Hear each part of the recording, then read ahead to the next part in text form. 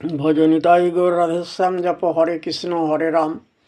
ভজনিতাই গৌর রাধেশ্যাম জপ হরে কৃষ্ণ হরে রাম।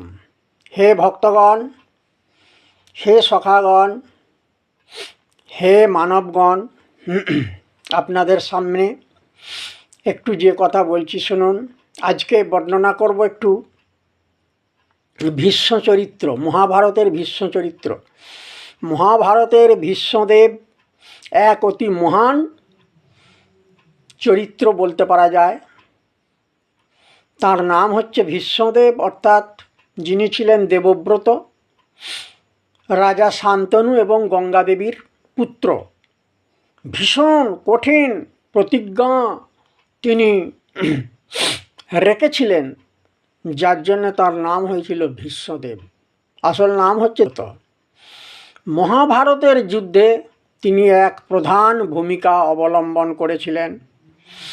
তিনি ছিলেন অষ্টবসুর এক বসু। আবার এই যে বলতে গেলে কুরুক্ষেত্রের যুদ্ধের 10ম দিনে ভীষ্মদেব প্রবল পরাক্রমশালী হয়ে তিনি যুদ্ধ করছেন। কৌরব পক্ষেই তিনি সেনাপতিত্ব, প্রধান সেনাপতিত্বের পদ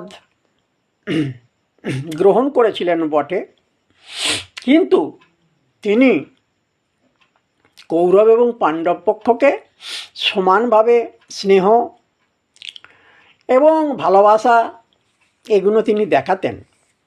আর তিনি ছিলেন দাদামশাই বা দাদু, সেই জন্য তাকে বলা হতো পিতামহ। পিতামহ নামেও তিনি পরিচিত ছিলেন। তা তিনি প্রবল বিক্রমশালী এক বীর, তিনি অজেয়।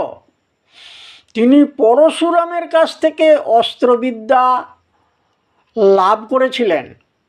তা কুরুক্ষেত্রের যুদ্ধে 10ম দিনে তিনি যে যুদ্ধ করছিলেন, তাকে কেউ মারতে পারছিলেন না। তখন তিনি দেখলেন যে এইভাবে যে যুদ্ধ করে চলেছি, যুদ্ধের পরিণাম ভয়াবহ। তখন তিনি কি করলেন, তখন মন থেকেও তিনি এটা চাইছিলেন যে কুরুক্ষেত্রের যুদ্ধে প্রাণত্যাগ করাটাই শ্রেয়। আর এদিকে অর্জুন কি করলেন, অর্জুন জানতেন যে ইনি কিন্তু সহসা এনাকে মারা যাবে না। অর্জুন শিখণ্ডীকে সামনে রেখে তিনি স্বর বর্ষণ করতে লাগলেন, তীর বর্ষণ করতে লাগলেন।